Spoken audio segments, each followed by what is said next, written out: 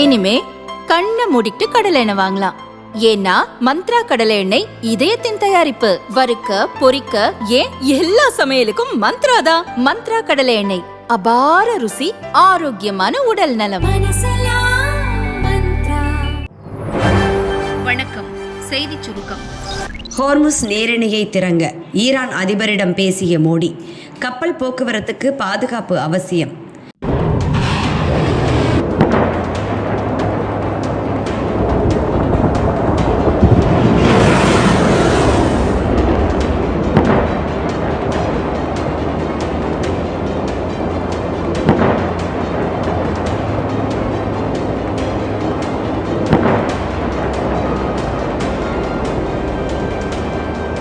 Iran மற்றும் America Israel கூட்டுப்படை இடையேயான போர் தீவிரமடைந்துள்ளது.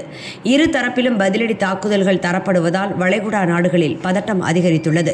பெர்சியன் மற்றும் ஓமன் வளைகுடாக்கள் நடுவே உள்ள ஹோர்முஸ் நீரிணையை ஈரான் தனது கட்டுப்பாட்டில் வைத்துள்ளது. வளைகுடா நாடுகளிலிருந்து கச்சா எண்ணெய், எல்பிஜி கேஸ் ஏற்றிச் செல்லும் கப்பல்கள் வந்து செல்லும் ஒரே வழி இதுதான். போர் காரணமாக இந்த நீரிணையை ஈரான் மூடிவிட்டது. இதனால் கப்பல் போக்குவரத்து தடைப்பட்டுள்ளது. இதனால் இந்தியா உட்பட பல்வேறு நாடுகளுக்கான கச்சா எண்ணெய், எல்பிஜி சப்ளை பாதிக்கப்பட்டுள்ளது.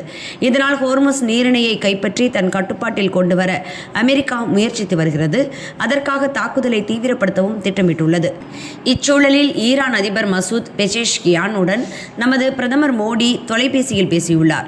ரம்ஜான் வாழ்த்து தெரிவித்துள்ள மோடி, இந்த பண்டிகை காலம் மேற்கு ஆசியாவுக்கு அமைதி, ஸ்திரத்தன்மை மற்றும் செழிப்பை கொண்டு வரும் என்று நம்பிக்கை தெரிவித்துள்ளார். பிராந்திய ஸ்திரத்தன்மைக்கு அச்சுறுத்தலாகவும் உலகளாவிய விநியோக சங்கிலிகளை சீர்குலைக்கும் வகையிலும் பிராந்தியத்தின் முக்கிய உள்கட்டமைப்புகள் மீதான தாக்குதல்களுக்கு கண்டனம் தெரிவித்ததாக மோடி கூறியுள்ளார். கப்பல் போக்குவரத்து சுதந்திரத்தை பாதுகாப்பதன் முக்கியத்துவத்தையும், கப்பல் வழித்தடங்கள் திறந்து இருப்பதுடன் பாதுகாப்பானதாகவும் இருப்பதை உறுதி செய்வதன் அவசியத்தையும் பிரதமர் மோடி வலியுறுத்தியுள்ளார். ஈரானில் உள்ள இந்திய குடிமக்களின் பாதுகாப்புக்காக ஈரான் தொடர்ந்து ஆதரவளிப்பதற்கு பாராட்டு தெரிவித்ததாகவும் பிரதமர் மோடி கூறியுள்ளார். 5 ஆண்டு வளர்ச்சி திட்டம். ஸ்டாலின் ஸ்டேட்மெண்ட். தமிழகத்தில் அடுத்த 5 ஆண்டுகளில் துறை வாரியாக நிர்ணயித்துள்ள வளர்ச்சி இலக்குகளை ஸ்டாலின் ஸ்டேட்மெண்ட் என்ற பெயரில் முதல்வர் ஸ்டாலின் பட்டியலிட்டுள்ளார். ஊரக வளர்ச்சித் துறையில் உத்தமர் காந்தி மாதிரி கிராமங்கள் திட்டம், தொழில்துறையில் 50 லட்சம் இளைஞர்களுக்கு வேலைவாய்ப்பு, பால் உற்பத்தி உயர்வு, மீனவர்களின் வாழ்வு மேம்பாட்டு திட்டங்கள், உலகத்தரம் வாய்ந்த உள்கட்டமைப்பு வசதிகள், எம்எஸ்எம்இ துறையில் 5 சிறப்பு தொழில் குழுமங்கள், பாதுகாப்பான நவீன சாலைகள், நெசவாளர்களின் வாழ்வாதாரத்தை மேம்பட சிறப்பான திட்டங்கள், கிராமம் நகரங்களில் 7 லட்சம் வீடுகள் கட்டுதல், அனைவருக்கும் போதுமான மருத்துவ காப்பீடு, விவசாய சாகுபடி பரப்பு அதிகரித்தல், பள்ளிகளில் ஸ்மார்ட் கிளாஸ் ரூம், நூலகம் 5.0 மற்றும் வெற்றி பள்ளிகள் திட்டம் உள்பட ஒவ்வொரு துறையிலும் செயல்படுத்த உள்ள திட்டங்களை முதல்வர் ஸ்டாலின் பட்டியலிட்டுள்ளார். மம்தா சுவேந்து வார்த்தை போர். மேற்கு வங்க அரசியலில் பரபரப்பு. சூடு பிடித்தது தேர்தல் களம். மேற்கு வங்கத்தில் அடுத்த மாதம் 2 கட்டங்களாக சட்டசபை தேர்தல் நடக்க உள்ளது. முதற்கட்ட தேர்தல் ஏப்ரல் 23ஆம் தேதி நடக்க உள்ளது. இதில் பவானிபூர் சட்டசபை தொகுதியில் திரிணாமுல் காங்கிரஸ் சார்பில் முதல்வர் மம்தா பானர்ஜி போட்டியிடுகிறார். அவரை எதிர்த்து பாஜக சார்பில் எதிர்க்கட்சித் தலைவர் சுவேந்து அதிகாரி களம் காண்கிறார். இருவர் இடையே கடும் போட்டி நிலவும் என எதிர்பார்க்கப்படும் நிலையில் கொல்கத்தாவில் இன்று ரம்ஜான் சிறப்பு தொழுகைக்கு பின் நடந்த பொதுக்கூட்டத்தில் முதல்வர் மம்தா பேசினார். பிரதமர் மோடி வெளிநாடுகளுக்கு செல்வது அவரது விருப்பம். துபாய் செல்லும் மோடி அங்குள்ள ஷேக்குகளை கட்டிப்பிடித்து அன்பு பாராட்டுகிறார். ஆனால் அவர் இந்தியா திரும்பியதும் இந்து முஸ்லிம் என்ற வேற்றுமையை உருவாக்கி மக்களை பிரிக்க பார்க்கிறார். இங்குள்ள முஸ்லிம்களை ஊடுருவல்காரர்கள் என பாஜக சொல்கிறது. மோடிதான் மிகப்பெரிய ஊடுருவல்காரர் என நான் சொல்கிறேன். அவர்களுக்கு இந்த மேற்கு வங்கத்தில் இடமில்லை. எஸ்ஐஆர் என்ற பெயரில் முஸ்லிம் வாக்காளர்களின் பெயர்களை நீக்க முயற்சிக்கின்றனர். நான் அதை செய்ய விட மாட்டேன். ஹைகோர்ட், சுப்ரீம் கோர்ட் வரை சென்று போராடி வருகிறேன். எனக்கு இப்போதும் நம்பிக்கை உள்ளது. நம் பக்கம் நியாயம் உள்ளது. நாம் வென்றே தீருவோம். பிரிவினையை ஏற்படுத்தும், வாக்காளர்களின் பெயரை நீக்கும், ஓட்டுரிமையை பறிக்கும் பாஜகவையும் மோடியையும் மேற்கு வங்கத்தை விட்டு விரட்டுவோம் என பேசினார். அதே கூட்டத்தில் திரிணாமுல் காங்கிரஸ் எம்பி அபிஷேக் பானர்ஜி பேசினார். ரம்ஜான் என்ற வார்த்தையில் ராம் என்ற வார்த்தை உள்ளது. தீபாவளி என்ற வார்த்தையில் அலி என்ற வார்த்தை உள்ளது. ரம்ஜானும் பிறை பார்த்துதான் கொண்டாடப்படுகிறது. இந்துக்கள் கொண்டாடும் கர்பா சவுத்தும் பிறை பார்த்துதான் கொண்டாடப்படுகிறது. பாஜகவின் பிரித்தாளும் எண்ணம் இனியும் எடுபடாது என்றார். இதற்கிடையே காளி கோயிலுக்கு சென்று வழிபாடு நடத்திய சுவேந்த அதிகாரி செய்தியாளர்களை சந்தித்தார். மேற்கு வங்கத்தில் ஆளும் கட்சிக்கு எதிராக மிகப்பெரிய அலை வீசுகிறது. இந்துக்களுக்கு எதிராக எத்தனையோ கொடுமைகள் நடந்தேறிவிட்டன. எல்லா வகையிலும் ரவுடிகள் ராஜ்யம்தான் நடக்கிறது. இந்துக்கள் இனியும் இதை பொறுக்க தயாரில்லை. இம்முறை நிச்சயம் மிகப்பெரிய மாற்றம் நிகழும். மக்கள் எங்களை ஆதரிப்பர். சனாதனம் வென்றே தீரும் என்றார். மேற்கு வங்கத்தில் திரிணாமுல் மற்றும் பாஜக வேட்பாளர்கள் ஒருவரை ஒருவர் மாறி மாறி தாக்கி பேசுவதும் தங்களுக்கு ஆதரவாக ஓட்டு சேகரிப்பதும் தீவிரமடைந்துள்ளது. தேர்தல் பிரச்சாரங்களால் மேற்கு வங்க அரசியல் களம் சூடுபிடித்துள்ளது. ஜனநாயக முறையில் தேர்தல், ஐநா குழுவே பார்வையிடட்டும். மோடி, அமித்ஷா மீது சஞ்சய் ராவத் கடும் தாக்கு. மேற்கு வங்க சட்டசபை தேர்தலை முன்னிட்டு அங்கு தலைமை செயலர், டிஜிபி என முக்கிய அதிகாரிகளை மாற்றம் செய்து தேர்தல் கமிஷன் நடவடிக்கை எடுத்துள்ளது. தேர்தல் தொடர்பான நடத்தை விதிகள் மீறுவோர் மீது கடும் நடவடிக்கை எடுக்கப்பட்டு வருகிறது. இந்நிலையில் தேர்தல் கமிஷனின் எஸ்ஐஆர் நடவடிக்கை, அதிகாரிகள் மாற்றம் குறித்த உத்தரவு உள்ளிட்டவற்றை சிவசேனா, உத்தவ் கட்சியை சேர்ந்த மூத்த தலைவர் சஞ்சய் ராவத் கடுமையாக விமர்சித்துள்ளார். இதுகுறித்து சஞ்சய் ராவத் கூறியதாவது: உலகின் பல நாடுகளில் சுற்றுப்பயணம் மேற்கொள்ளும் பிரதமர் மோடி நம் நாட்டின் ஜனநாயக நடைமுறை பற்றி பெருமையாக பேசி வருகிறார். நம் நாடு ஜனநாயகத்தின் தாய் என்கிறார். அப்படி என்றால் இங்கு நடக்கும் தேர்தல்கள் ஜனநாயக முறையில் நடத்தப்படுகிறதா என்பதை உறுதி செய்ய வேண்டும். மேற்கு வங்கத்தில் தற்பொழுது நடப்பதை பார்த்தால் அப்படி தோன்றவில்லை. அங்கு அறிவிக்கப்படாத எமர்ஜென்சி நடைமுறையில் உள்ளதாகவே தோன்றுகிறது. தேர்தல் தேதி அறிவிக்கப்பட்ட 24 மணி நேரத்தில் முக்கிய அதிகாரிகள் மாற்றப்பட்டனர். அப்படி என்றால் அதே நடைமுறையை அசாமில் அமல்படுத்தாதது ஏன்? மேற்கு வங்கத்தில் செய்வது போல் குஜராத்திலும் நடைமுறைப்படுத்தி இருந்தால் குஜராத்திலேயே மோடி தோற்று போயிருப்பார். நாட்டின் பல இடங்களில் ஆட்சியில் உள்ள பாஜக 1-2 இடங்களில் தோற்றால்தான் என்ன ஆகப் போகிறது? மக்கள் உங்களை விரும்பாத மாநிலங்களிலும் ஆட்சியை பிடிக்க வேண்டும் என ஏன் துடிக்கிறீர்கள்? தேர்தல் நடத்துவதில் தேர்தல் கமிஷன் ஒருதலைபட்சமாக நடக்கிறது. இந்தியாவில் ஜனநாயக முறையில் தேர்தல் நடத்தப்படுவதாக சொன்னால் ஐநா குழு அதை பார்வையிட வேண்டும். அப்போதுதான் இங்கு நடக்கும் மோசடிகள் வெளிச்சத்திற்கு வரும். முன்பெல்லாம் ஓட்டுச்சாவடிகள் கைப்பற்றப்பட்டு தேர்தல் மோசடிகள் நடக்கும். ஆனால் இப்போது எஸ்ஐஆர் என்ற பெயரில் வாக்காளர் பட்டியலிலேயே மோசடி நடக்கிறது. எதிர்க்கட்சிகளை உடைத்து அவர்களை பலவீனப்படுத்தும் நடவடிக்கையில் பாஜக ஈடுபட்டுள்ளது. உத்தவ் தாக்கரே தலைமையிலான சிவசேனாவை உடைத்தனர். பின் அஜித் பவாரின் தேசியவாத காங்கிரஸை உடைத்தனர். இதைத்தான் அமித்ஷாவும் மோடியும் செய்து வருகின்றனர். மத்தியில் மோடி, அமித்ஷா தலைமையிலான பாஜக ஆட்சி அமைந்ததில் இருந்தே ஜனநாயக முறைப்படி தேர்தல்கள் நடப்பதில்லை. தேர்தல் கமிஷன், சுப்ரீம் கோர்ட் என அனைத்தும் பாஜக வசம் உள்ளதே இதற்கு காரணம் என அவர் கூறினார். 6 வருஷமா என்ன பண்றீங்க? அரசுக்கு கடைசி எச்சரிக்கை. தமிழகத்தில் கள் இறக்கவும் விற்கவும் அனுமதி கோரிய வழக்கின் விசாரணை ஹைகோர்ட் மதுரை கிளையில் இறுதி கட்டத்தை எட்டியுள்ளது. தமிழகத்தில் 1987ஆம் ஆண்டு ஜனவரி 1ஆம் தேதி கள் இறக்கவும் விற்பனை செய்யவும் தடை விதிக்கப்பட்டது. சாராயம் மற்றும் கள் ஆகியவற்றால் ஏழை மக்கள் பாதிக்கப்படுவதாக கூறி இந்த தடை கொண்டு வரப்பட்டது. அன்று முதல் தற்போது வரை சுமார் 37 ஆண்டுகளாக இந்த தடை நீடிக்கிறது. இதனால் பனை மற்றும் தென்னை விவசாயிகளின் வாழ்வாதாரம் பாதிக்கப்படுவதாக கூறி தமிழக கள் இயக்கம் நீண்ட காலமாக போராடி வருகிறது. இதற்கிடையே தூத்துக்குடி சிலோன் காலனியைச் சேர்ந்த ஆறுமுகம் 2020ஆம் ஆண்டு ஹைகோர்ட் மதுரை கிளையில் பொதுநல மனு தாக்கல் செய்தார். அதில் கூறியிருப்பதாவது: கள்ளுக்கான தடையை விலக்க கோரி ஏற்கனவே ஒரு வழக்கு தாக்கலானது. அதன் விசாரணையின் போது கள்ளில் போதைக்காக பல வேதிப்பொருட்கள் கலக்கப்படுவதால் தடை விதிக்கப்பட்டுள்ளது.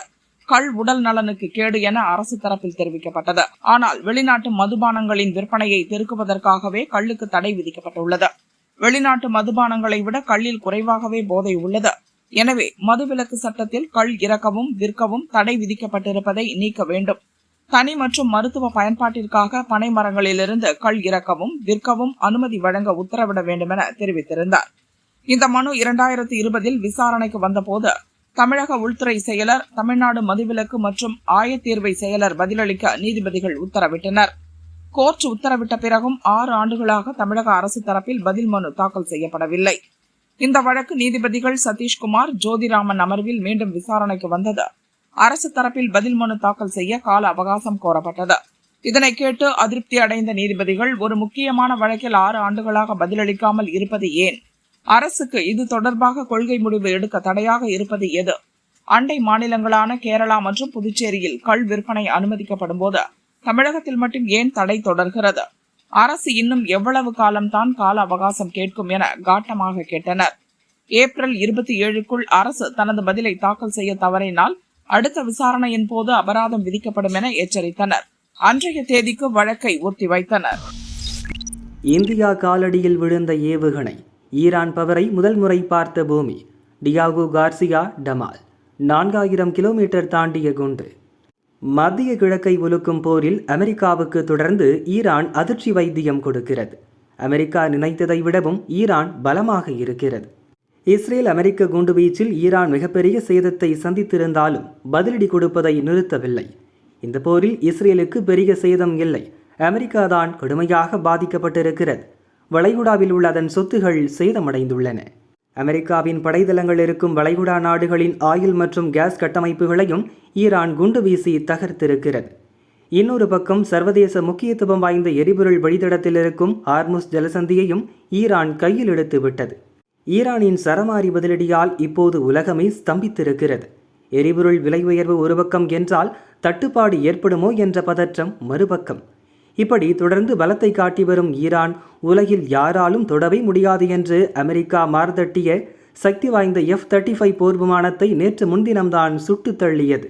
அந்த அதிர்ச்சியிலிருந்து மீண்டு வருவதற்குள் ஈரானால் தொடவே முடியாது என்று அமெரிக்கா கருதிய இடத்திலும் இப்போது குண்டு போட்டு அலறவிட்டிருக்கிறது ஈரான். அப்படி என்ன நடந்தது என்பதை பார்க்கலாம். அமெரிக்காவுக்கு இந்த போரில் ஐரோப்பிய நாடுகள் பெரிய அளவில் ஆதரவு காட்டவில்லை. தற்காப்பு நடவடிக்கையை மட்டுமே மேற்கொள்வோம் என்று அறிவித்தன. மத்திய கிழக்கில் உள்ள பிரிட்டன் விமானப்படை தளங்களை பயன்படுத்த அனுமதிக்க வேண்டும் என்று பலமுறை ட்ரம்ப் கேட்டார். ஆனால் பிரிட்டன் பிரதமர் ஸ்டாமர் ஒப்புக்கொள்ளவில்லை. மீண்டும் மீண்டும் ட்ரம்ப் வற்புறுத்தியதால் பிரிட்டன் அமைச்சர்கள் ஒன்று கூடி அவசர ஆலோசனை நடத்தினர். பிறகு ஈரானை தாக்க பிரிட்டன் விமானப்படை தளங்களை பயன்படுத்திக் கொள்ள அனுமதி வழங்கினர். அனுமதி கிடைத்தவுடன் அமெரிக்கா தனது ஆட்டத்தை ஆரம்பித்தது. குறிப்பாக இந்திய பெருங்கடலில் இந்தியாவுக்கு அடியில் இருக்கும் டியாகோ கார்சியா தீவை பயன்படுத்த துவங்கியது. பிரிட்டன் கட்டுப்பாட்டில் இருக்கும் தீவில் போர் விமானங்களையும் ஆயுதங்களையும் அமெரிக்கா குவித்தது. ஈரானிடமிருந்து ஹார்முஸ் ஜலசந்தியை மீட்பதுதான் இந்த ஆபரேஷனின் நோக்கம். பல 100 கிலோமீட்டருக்கு அப்பால் இருக்கும் இந்த தீவிலிருந்து ஈரானை தாக்கினால் அந்த நாட்டால் திருப்பி அடிக்க முடியாது என்று அமெரிக்கா கருதியது. இப்படி எல்லா வேலையும் மும்முரமாக நடந்து கொண்டிருந்த போதுதான் சற்றும் எதிர்பாராத விதமாக டியாகோ கார்சியா தீவு மீதே குண்டு வீசி மிரளவிட்டது ஈரான். தரையிலிருந்து பறந்து தரைப்பகுதியை தாக்கும் 2 சர்ஃபேஸ் டு சர்ஃபேஸ் ரக ஏவுகணைகள் வீசப்பட்டன. டியாகோ கார்சியாவை குறிவைத்தது கன்ஃபார்ம் என்றாலும் ஈரான் தனது இலக்கை துல்லியமாக தாக்கியதா இல்லையா என்பதை உடனடியாக உறுதி செய்ய முடியவில்லை. அதே நேரம் ஈரான் தாக்குதலை வெள்ளை மாளிகை வட்டாரம் ஒப்புக்கொண்டிருக்கிறது. ஆனால் டியாகோ கார்சியாவில் எந்த சேதமும் இல்லை என்கின்றனர். அதாவது ஈரான் வீசிய ஏவுகணைகளில் ஒன்று நடுவழியில் ஃபெயிலியர் ஆகிவிட்டது. இன்னொன்று டியாகோ கார்சியாவை தாக்க நெருங்கிய போது கடலில் இருந்த அமெரிக்க விமானம் தாங்கி கப்பல் அந்த ஏவுகணையை இடைமறித்து அழித்துவிட்டது என்று சொல்கின்றனர். ஈரானை பொறுத்தவரை ஏவுகணை ட்ரோன்களில் சக்தி வாய்ந்த நாடு. அதிலும் தரையிலிருந்து பறந்து சென்று தரைப்பகுதியை தாக்கும் சர்ஃபேஸ் டு சர்ஃபேஸ் ஏவுகணையில் பவர்ஃபுல்லான நாடு. என்னதான் ஏவுகணைகளை தயாரித்து குவித்தாலும் ஈரானிடம் 2000 முதல் 2500 கிலோமீட்டர் தூரம் சென்று தாக்கும் ஏவுகணைகள் மட்டுமே இருந்தன. அவற்றை வைத்து இஸ்ரேலின் முழு நிலப்பரப்பையும் தாக்க முடியும், வளைகுடா நாடுகளையும் தாக்க முடியும். ஆனால் அதற்கு அப்பால் வர முடியாது. அதிலும் குறிப்பாக டியாகோ கார்சியாவை ஈரானால் நினைத்து கூட பார்க்க முடியாது என்றுதான் அமெரிக்கா உட்பட உலக நாடுகள் அனைத்தும் நினைத்தன. ஆனால் தங்கள் நாட்டிலிருந்து சுமார் 3800 கிலோமீட்டர் தூரத்தில் உள்ள டியாகோ கார்சியா மீது ஈரான் குண்டு வீசியிருப்பதன் மூலம் உலக நாடுகள் நினைத்ததை விட சக்தி வாய்ந்த ஏவுகணையை அவர்கள் வைத்திருப்பது தெரிய வந்துள்ளது. இது அமெரிக்காவுக்கு கடும் அதிர்ச்சியை ஏற்படுத்தியுள்ளது. டியாகோ கார்சியா மிகவும் முக்கியத்துவம் வாய்ந்த இடம். இந்திய பெருங்கடலில் இருக்கும் இந்த தீவு பிரிட்டனுக்கு சொந்தமானது. சரியாக நம் நாட்டின் தென்கோடியில் இருக்கும் குமரியிலிருந்து 1821 கிலோமீட்டர் தூரத்தில் மாலத்தீவுக்கு தெற்கே இருக்கிறது. இந்த இடத்தில் அமெரிக்கா பிரிட்டன் கூட்டு விமானப்படை தளத்தை நிறுவி அடிக்கடி பயிற்சியில் ஈடுபட்டு வருகின்றன. இது அமெரிக்காவுக்கு மிகவும் முக்கியமானது. இங்கிருந்து பல நாடுகள் மீது அமெரிக்கா குண்டு போட்டிருக்கிறது. 2001ஆம் ஆண்டில் ஆப்கானிஸ்தானில் தலிபான்களுக்கு எதிராகவும் அல்கொய்தா பயங்கரவாதிகள் இலக்குகளை தாக்கவும் இந்த தளத்தை தான் அமெரிக்கா பயன்படுத்தியது. 2024 மற்றும் 2025ஆம் ஆண்டுகளில் ஏமனில் உள்ள ஹவுதி பயங்கரவாதிகள் இலக்குகளை இங்கிருந்துதான் அமெரிக்க படைகள் குண்டு வீசி தகர்த்தன. காசாவில் போர் பாதித்த மக்களுக்கு இதே டியாகோ கார்சியா தீவிலிருந்துதான் அமெரிக்கா மனிதாபிமான உதவிகளை அனுப்பி வைத்தது. இவ்வளவு முக்கியத்துவம் வாய்ந்த பகுதியை ஈரானால் தாக்க முடியும் என்பது அமெரிக்காவுக்கு பெரும் அதிர்ச்சியை ஏற்படுத்தியுள்ளது. இவ்வளவு நாள் 2000 முதல் 2500 கிலோமீட்டர் தூர ஏவுகணை தான் தங்கள் வசம் இருப்பதாக ஈரானே சொல்லி வந்திருக்கிறது. ஆனால் 4000 கிலோமீட்டர் வரை தாக்கும் ஏவுகணைகள் அந்த நாட்டிடம் இருப்பது முதல் முறையாக இப்போது தெரிய வந்துள்ளது. அது மட்டுமல்ல, சத்தமே இல்லாமல் பலவிதமான சக்தி வாய்ந்த ஏவுகணைகளையும் ட்ரோன்களையும் ஈரான் தயாரித்து குவித்திருக்குமோ என்ற சந்தேகமும் தோற்றியுள்ளது. எங்களை எவ்வளவு அடித்தாலும் பரவாயில்லை, எதிரிகளை திருப்பியடிக்க இன்னும் 6 மாசத்துக்கான ஆயுதங்களை வைத்திருக்கிறோம், எடுத்து வீசிக்கொண்டே இருப்போம் என்று ஈரான் சொன்னதுதான் இப்போது நினைவுக்கு வருகிறது. இதை ஈரான் சும்மா அடித்து விடுகிறது என்று அமெரிக்கா நினைத்தது.